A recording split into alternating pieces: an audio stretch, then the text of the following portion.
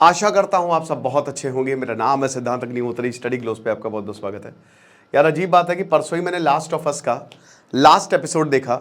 Season 2 खत्म हो गया। उसका गेम खेला तो नहीं है मैंने, मुझे इतना इंटरेस्ट नहीं आता गेम खेलने में, बट गेम्स की स्टोरी पता है क्योंकि द लास्ट ऑफ अस एक ऐसा सीजन था, एक ऐसा वेब सीरीज है जो HBO ने बनाई है जिसने दिमाग घुमा दिया था मेरा। कमाल। ऑल टाइम फेवरेट तो मेरी ब्रेकिंग बैड है, फिर गेम ऑफ थ्रोन्स आता है, but the last of us यार देखिएगा ज़रूर से। कमाल कमाल, बस मैं यही बोलूँगा, सांसें मुंह में आ जाएंगी आपकी।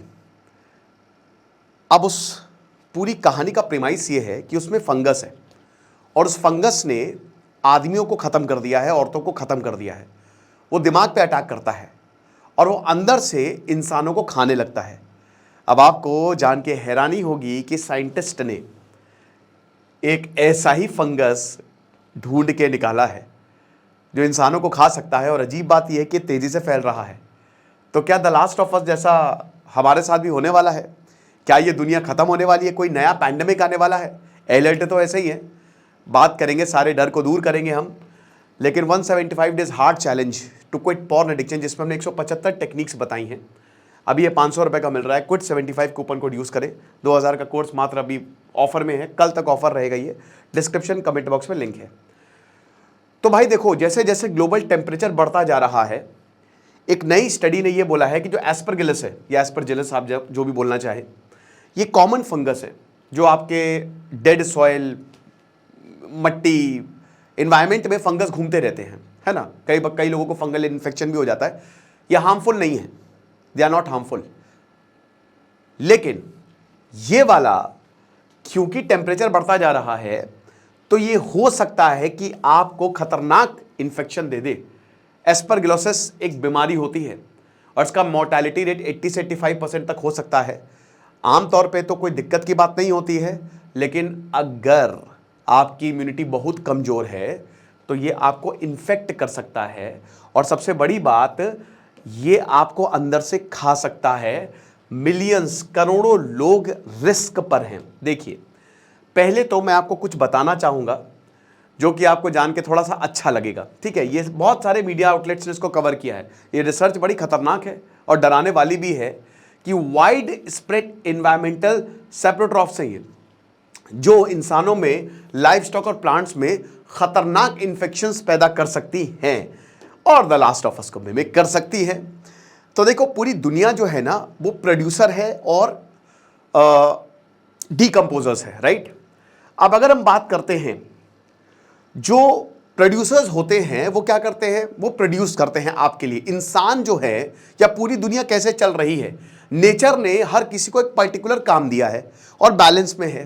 तो प्रोड्यूसर्स अपना काम, इसमें जैसे एल्गी आ गया, प्लांट्स आ गए, ये अपना खाना खुद बनाते हैं। दे आर प्रोड्यूसर्स, ये प्रोड्यूस कर रहे हैं, उसको हम ग्रहण करते हैं, ठीक है ना, हम खाते हैं उससे, तो हम जिंदा रहते हैं। फिर इनको मदद करते हैं डीकम्पोजर्स। डीकम्पोजर्स क्या करते हैं? ये जो ऑर्गेनिक मैटर होता है इसको ब्रेक डाउन करते हैं और न्यूट्रिएंट्स देते हैं ये प्लांट्स को, सॉइल को, ताकि वही कह रहे हैं ना कि प्रोड्यूसर्स को मदद मिल सके। जो न्यूट्रिएंट मिलता है इसको वापस देते हैं ये, तो बहुत इंपॉर्टेंट होता है। तो वही फंगाई जो होता है ना, फंगाई, अर्थवॉर्म्स, बैक्टीरिया, कुछ तरीके के, वो डीकम्पोजर्स में आते हैं। They are decomposers. वो तोड़ते हैं ऑर्गेनिक मटेरियल को। ऑर्गेनिक क्या है? Hydrocarbon, that's it. Anything which is made up of hydrogen, carbon, organic है। ऑर्गेनिक केमिस्ट्री पढ़ी होगी आपने। तो भाई ये फंगाई बड़े इंपॉर्टेंट होते हैं, they are very very important, और इन पे रिसर्च ज्यादा की नहीं है। वायरसेस, बैक्टीरिया पे ज्यादा रिसर्च की हुई है, फंगाई पे ये बहुत ही अंडर रिसर्च्ड है, क्योंकि ये आपको नुकसान नहीं पहुंचाते। हर जगह फंगाई घूम रही है। इनके स्पोर्स जो होते हैं, स्पोर्स का डेड सेल्स या सेल्स, है ना, होते हैं ना, इनके कण, एक तरीके से आप कह लीजिए कि वो ऐसे आप इनहेल भी कर लेते हो।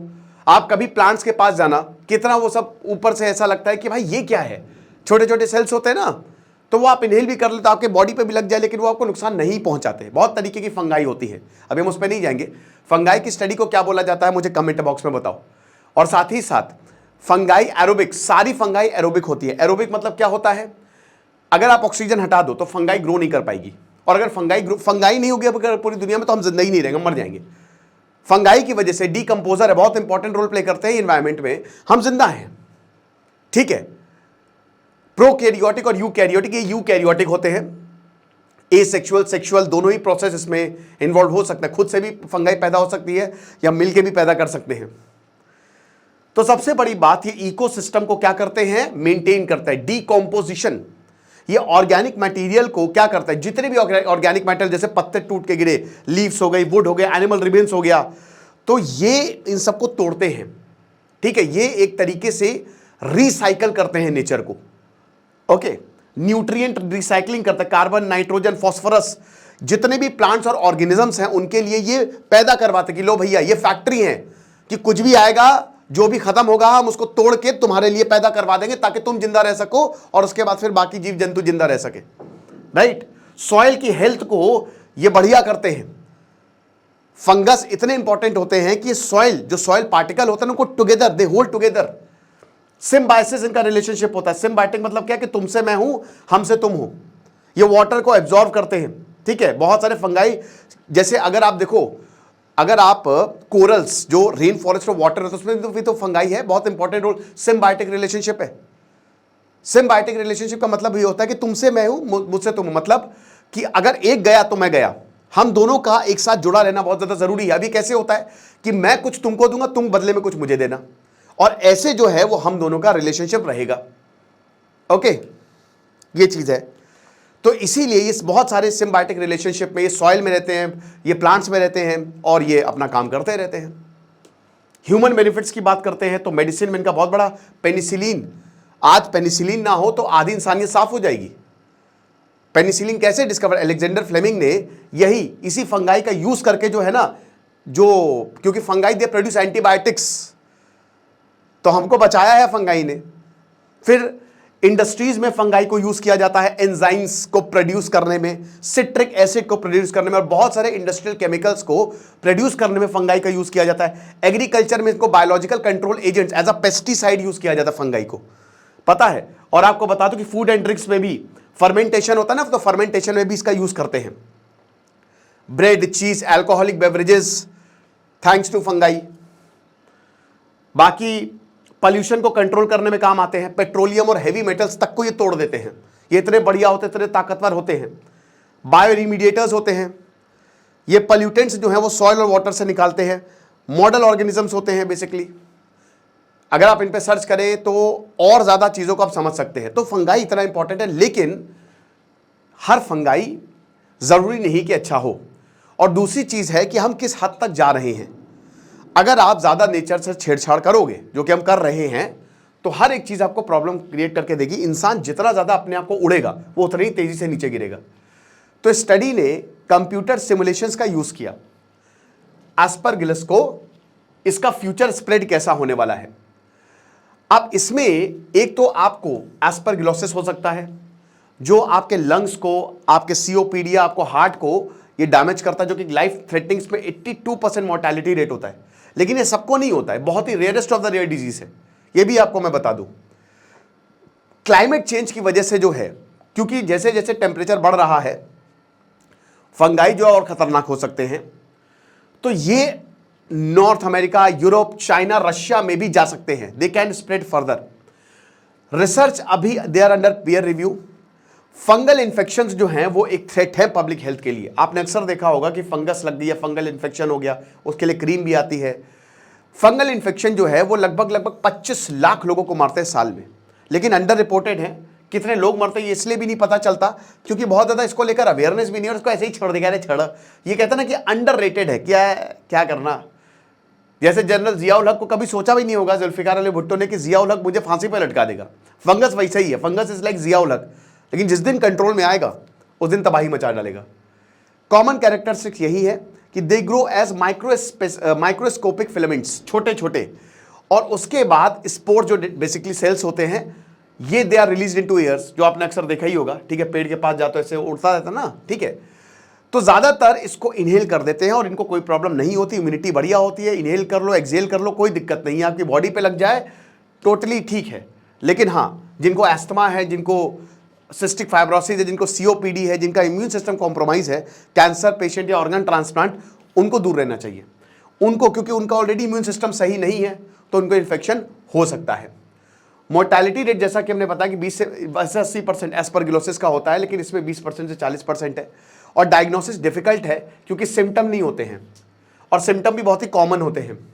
तो अब जब तक डायग्नोस नहीं होगा तब तक आप कैसे काम चलेगा कि आपको बीमारी कौन सी है। कई बार ऐसा होता है ना कि आपको बीमारी होती है, आपको पता ही नहीं चलता ससुर बीमारी कौन सी है, कोई डॉक्टर बता ही नहीं पा रहा है।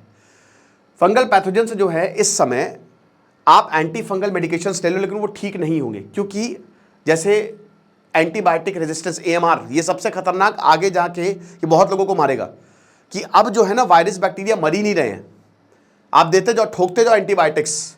टाइफॉइड में भी ये केस सामने आया था कि टाइफॉइड सैल्मोनेला टाइफी वो मरता ही नहीं, आप जितना भी दे दो एंटीबायोटिक। तो कहीं ना कहीं ये रेजिस्टेंट जो है ये फंगाई में, बैक्टीरिया वायरसेस में पैदा होता जा रहा है। ये हिसाब किताब है। भी 4 मेन क्लास एग्जिस्ट करती हैं। तो जैसे जैसे ये धरती गर्म होगी वैसे वैसे नई जगह पे ये फंगस फैलेंगे, और जैसे जैसे नई जगह पे फंगस फैलेंगे वैसे वैसे लोगों को बीमार करेंगे। हॉट और ट्रॉपिकल क्लाइमेट जो होता है वो इनके लिए बहुत ही फेवरेबल है।